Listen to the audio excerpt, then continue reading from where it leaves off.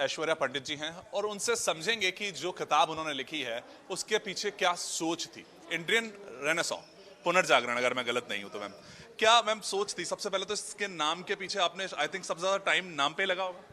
सबसे ज़्यादा टाइम नाम पे लगा क्योंकि मैंने सोचा कौन सा टाइटल होगा जो जितना चेंजेस हुआ है और जितना आगे प्रगति हुई है उसको कैप्चर करेगा और उसको जस्टिस भी करेगा और एक रिवाइवल भी होगा, रीबर्थ भी होगा और हमारे सोचने का ढंग भी बदलेगा। तो काफ़ी 5-6 तरह के मैंने टाइटल सोचे और फिर मैंने सोचा इन 5-6 टाइटल्स का जो मिश्रण होगा वो ये रेनेसा होगा, क्योंकि Renaissance means rebirth, revival, change, पुण्य जन्म। तो ये एक किताब इस आई थिंक टाइटल चूज करने में ही बहुत महत्वपूर्ण थी क्योंकि टाइटल ही बहुत मुश्किल था। तो जिस तरीके से इसमें एक एवोल्यूशन मैं समझ सकता हूँ, तो किस एज वालों के लिए खास तौर पे आपको लगता है कि ये तो बहुत जरूरी है? क्योंकि लोगों के दिन होते हैं, लोगों के हफ्ते होते हैं, महीने होते हैं, लेकिन बहुत ही कम लोग ऐसे होते हैं जिनके साथ दशक या सदी होती है। तो ये इसीलिए ये चूज किया गया और जो एक स्वर्णिम काल के बीच में हमने अमृत काल शायद हम देख चुके हैं, वही उसकी छवि शायद कहीं। आई थिंक ये मैं चाहती हूँ कि ये सारे जो आने वाली जो हमारी जनरेशन है वो पढ़ें।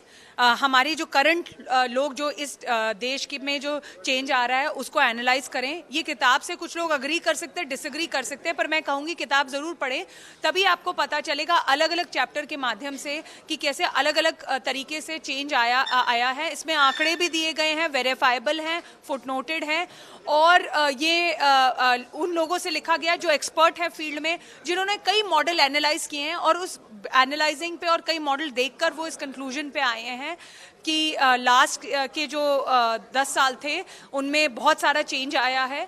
तो मैं कहूँगी कि मैं एक ऑथर और राइटर होने के नाते मैं जानती हूँ कि कुछ लोग बुक से सहमत रहते हैं और कुछ असहमत रहते हैं, पर मैं आपको कहूँगी एक बार आप पढ़िए ज़रूर ताकि आप उस कंक्लूजन पे आए, और हम डिबेट के लिए तो हमेशा तैयार रहते हैं। तो ऐसा कुछ आपको लगता है? क्योंकि बुक्स इस टाइम पे आई थिंक ये जो बुक्स लिखी जाती है वो एक इतिहास के तौर पे रहती है, चाहे कोई भी एज हो, आने वाली एज भी उस बुक को ध्यान रखेगी। तो आपको लगता है कि वो डिजिटलाइजेशन के बीच में इस तरह की चीजें जो वेरीफाई होके किताब में संजो दी जाती है वो बहुत जरूरी हो जाता है, जो चीजें आज शायद ये इतिहास के रूप में बाद में देखी जाए। अब जैसे कि हम फ़ोन यूज़ करते हैं, डेटा कंज्यूम करते हैं और हम उसके बारे में ज़्यादा सोचते नहीं हैं। हम डिजिटल पेमेंट्स करते हैं, हमारे लिए वो एक रोज़मर्रा ज़िंदगी का एक हिस्सा बन चुका है, तो हम उसके बारे में ज़्यादा नहीं सोचते हैं।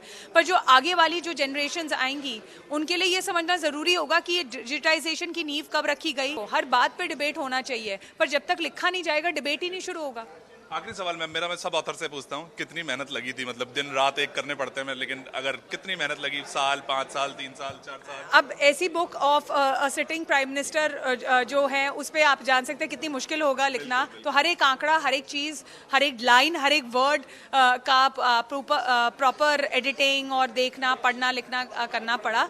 तो सभी और फिर कोऑर्डिनेट भी करना पड़ा क्योंकि काफ़ी अंतर्राष्ट्रीय राइटर्स ने भी इसमें कंट्रीब्यूट किया है। वो बड़े बड़े प्रोफेसर हैं, उनके टाइम के पास ज़्यादा समय नहीं होता है, तो उस संदर्भ में इस बुक में काफ़ी ज़्यादा समय लगा। प्रिपरेशन और टाइम मैं दोनों लूँ तो साल तो लगा है, साल 1.5 साल। Thank you so much. Thank you. Aishwarya Pandit ji थी जिन्होंने इस किताब को लिखा है, और एक युग तो बहुत सारे आएंगे लेकिन उन पिछले युगों को जानने के लिए वो किताबें बेहद ज़रूरी हो जाती है, और ये किताब कुछ इसी तरीके का एक मैसेज भेज रही है। वरुण